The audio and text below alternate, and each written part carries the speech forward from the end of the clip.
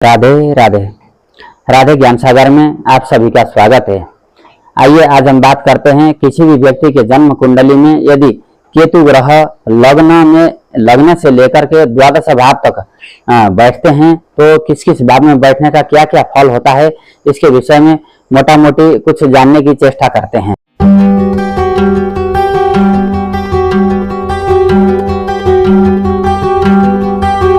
तो सबसे पहले लेते हैं प्रथम भाव। प्रथम भाव में केतु होगा तो ऐसा व्यक्ति बहुत ज्यादा इमोशनल होगा, संवेदनशील होगा, कल्पना शक्ति अधिक होगी और अपने ही बारे में ज्यादा सोचेगा और दुखी होता रहेगा। क्योंकि ऐसे जातकों को ना अपने द्वारा किए गए या फिर अपने जीवन में जितना कुछ भी मिला हुआ है उससे ऐसे जातक कभी भी संतुष्ट नहीं होते हैं। और लेकिन दूसरों को जो भी सलाह देंगे वो बहुत ज्यादा जो है कारगर साबित होती है। और हमेशा ना एक कंफ्यूजन की स्थिति ऐसे जातकों के मन में बनी रहती है। खुद के एबिलिटी के ऊपर भी इनको भरोसा नहीं होता है कि मैं कितना कर सकता हूं या फिर क्या क्या कर सकता हूं, और दूसरों से ज्यादा खुद को कमजोर ठानने की प्रवृत्ति अधिक रहती है जिनके केतु वहां रहता है। लेकिन धार्मिक होते हैं, दान पुण्य के काम में अग्रणी होते हैं और गुप्त रहस्य या गुप्त जो विद्याएं हैं, बहुत सारी विद्याओं के जानकार भी ऐसे होते हैं। छोटी सी चीज को बहुत बड़ा बना करके पेश करने की इनकी जो है एक आदत होती है। परिवार में इनका मन थोड़ा सा कम लगता है और अपने जीवन में भी एक सामान्य तरीके से जीवन जीना पसंद करते हैं। ज्यादा कुछ दिखावा या फिर आसक्ति या फिर बहुत ज्यादा जो है भौतिक संसाधनों का उपयोग अपने लिए भी ऐसे लोग नहीं करते हैं। अब बात करते हैं द्वितीय भाव में केतु। यदि अगर द्वितीय भाव में केतु होगा, अब मान लीजिए अगर शुभ स्थिति में होगा, गुरु की दृष्टि पड़ रही होगी या फिर साथ में गुरु बैठे होंगे, शुभ ग्रहों की दृष्टि पड़ रही होगी तो ठीक है। ऐसे जातकों का जो है परिवार में भी मन लगा रहेगा और समाज में मां के साथ भी जुड़ करके ऐसे जातक काम कर। लेकिन यदि अगर अशुभ अवस्था में केतु होगा तो ऐसे जातक जो है ना थोड़ा सा जो है धन का जो है नुकसान भी हो सकता है और परिवार में मन कम लगेगा, एकांत में रहना पसंद करते हैं और सिंपल लाइफ में ही संतुष्ट रहते हैं, ज्यादा कुछ दिखावा भी नहीं। और शुभ होगा तो ऐसे जातकों का धन आता भी रहेगा, कहीं से अचानक रूप से धन भी आएगा। क्योंकि द्वितीय भाव में केतु होगा तो अष्टम में निश्चित रूप से राहु होगा तो वो धन दिलाएगा ही दिलाएगा, क्योंकि द्वितीय भाव धन का कारक है। इसलिए शुभ अवस्था में केतु होगा तो जरूर धन आएगा ही।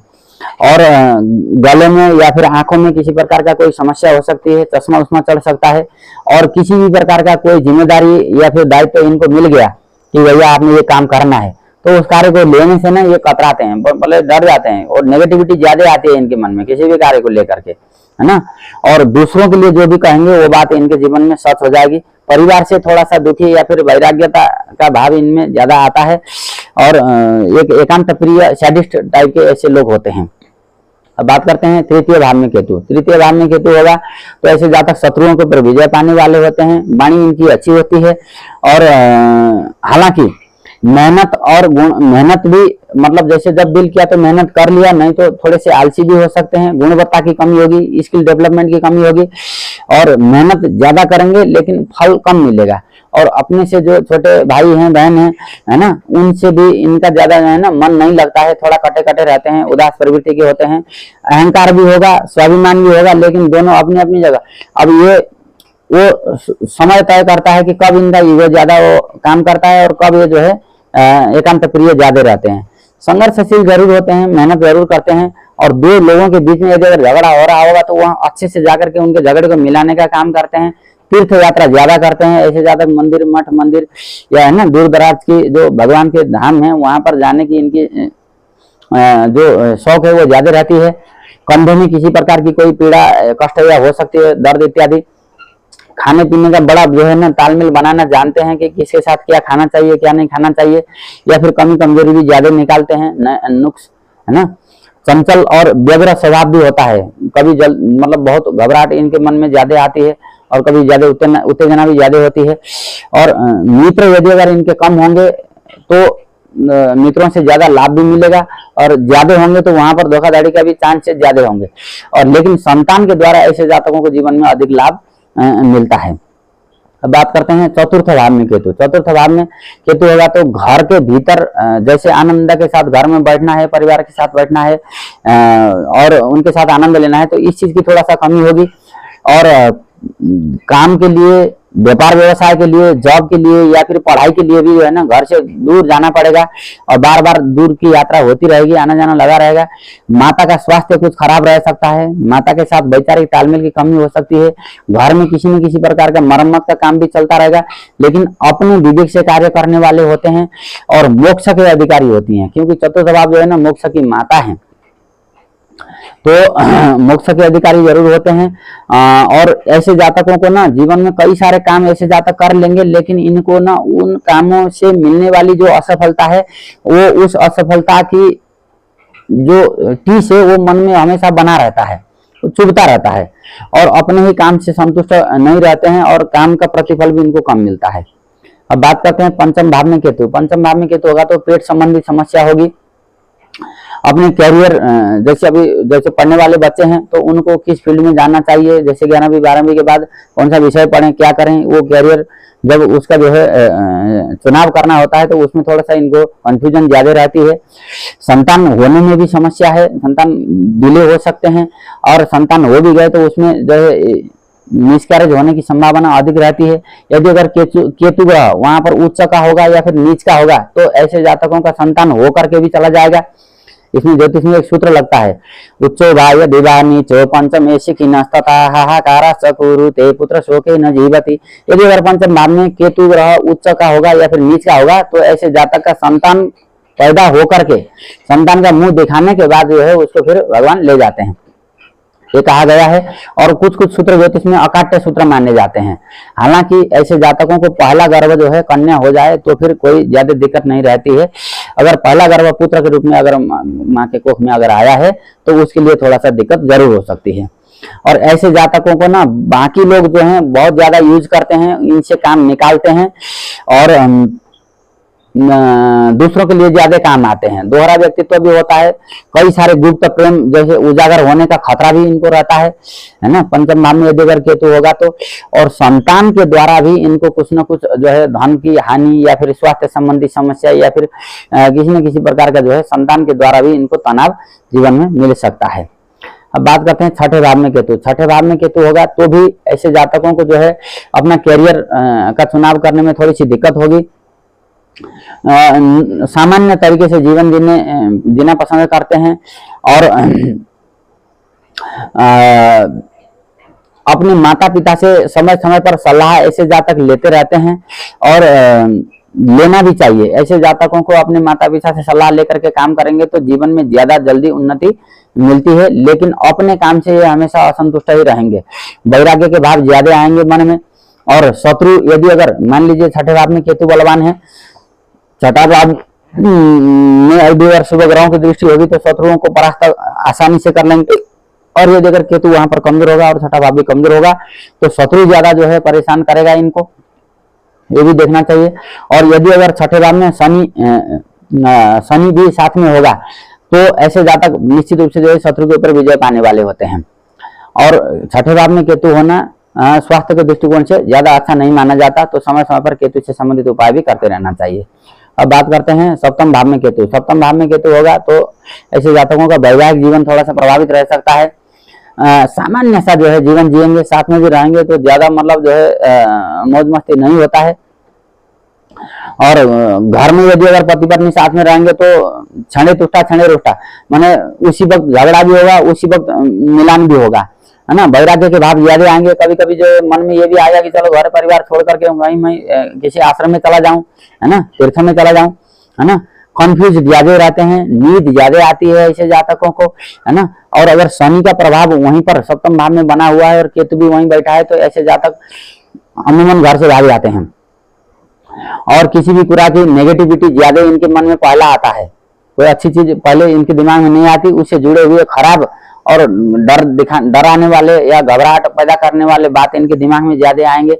और कोई अगर किसी के साथ अगर रिलेशन अनैतिक संबंध अगर बन गए हों तो उसके उजागर होने के डर ऐसे जातकों के मन में ज्यादा रहते हैं।